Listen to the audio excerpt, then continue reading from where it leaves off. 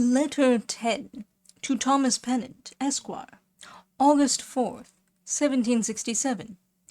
It has been my misfortune never to have had any neighbours whose studies have led them towards the pursuit of natural knowledge, so that, for want of a companion to quicken my industry and sharpen my attention, I have made but slender progress in a kind of information to which I have been attached from my childhood.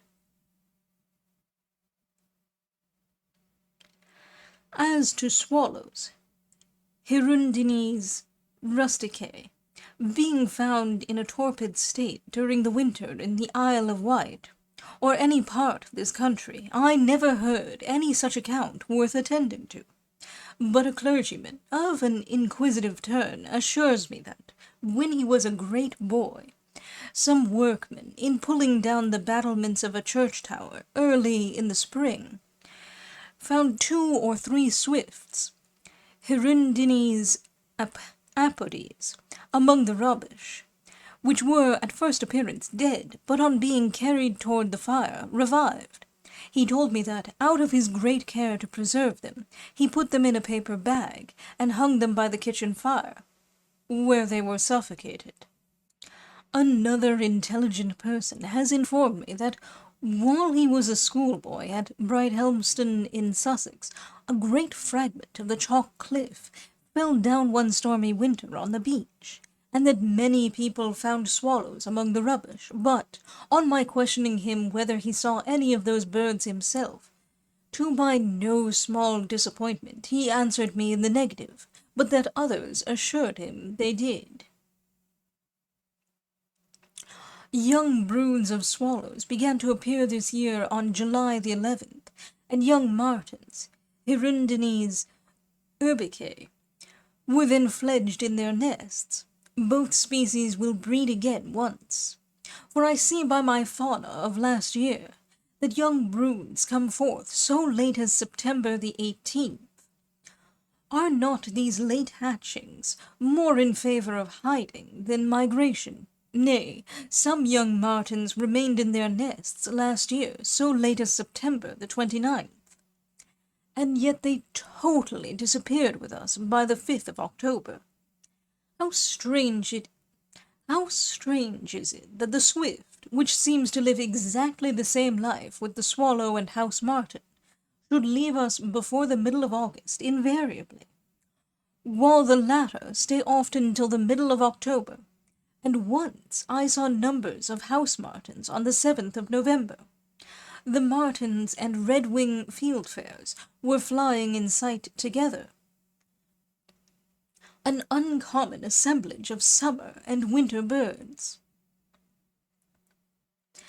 A little bird, it is either a species of the Aluoda trivialis, or rather perhaps of the Motacilla trochilus, still continues to make a sibilous shivering noise in the tops of tall woods.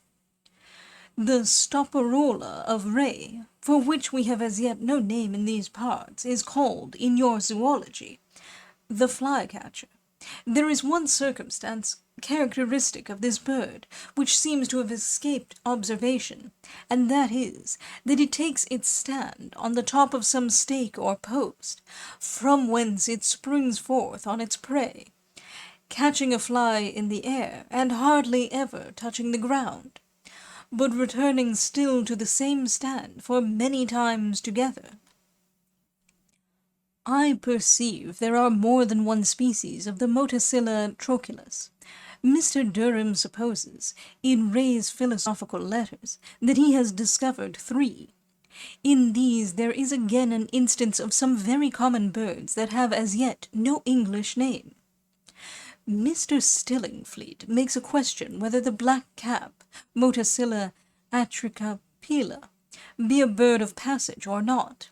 I think there is no doubt of it, for in April, in the very first fine weather, they come trooping all at once into these parts, but are never seen in the winter. They are delicate songsters. Numbers of snipes breed every summer in some moory ground on the verge of this parish. It is very amusing to see the cockbird on wing at that time, and to hear his piping and humming notes. I have had no opportunity yet of procuring any of those mice which I mentioned to you in town. The person that brought me the last says they are plenty in harvest, at which time I will take care to get more, and will endeavour to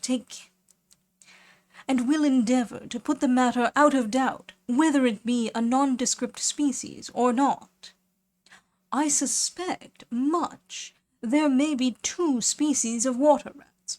Ray says, and Linnaeus after him, that the water rat is web-footed behind.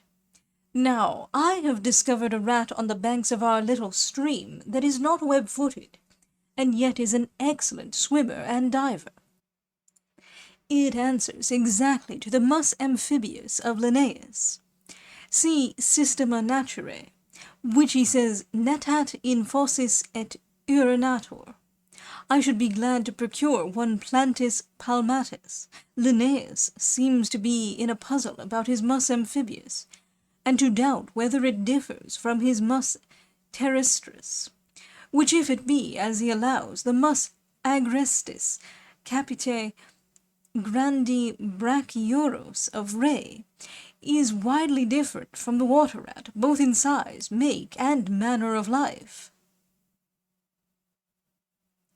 As to the falco, which I mentioned in town, I shall take the liberty to send it down to you into Wales, presuming on your candour that you will excuse me if it should appear as familiar to you as it is strange to me.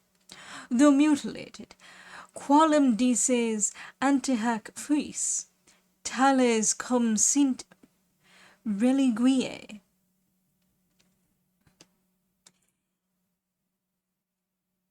It haunted a marshy piece of ground in quest of wild ducks and snipes, but, when it was shot, had just knocked down a rook, which it was tearing in pieces. I cannot make it answer to any of our English hawks. Neither could I find any like it at the curious exhibition of stuffed birds in spring gardens. I found it nailed up at the end of a barn, which is the countryman's museum. The parish I live in is a very abrupt, uneven country, full of hills and woods, and therefore full of birds.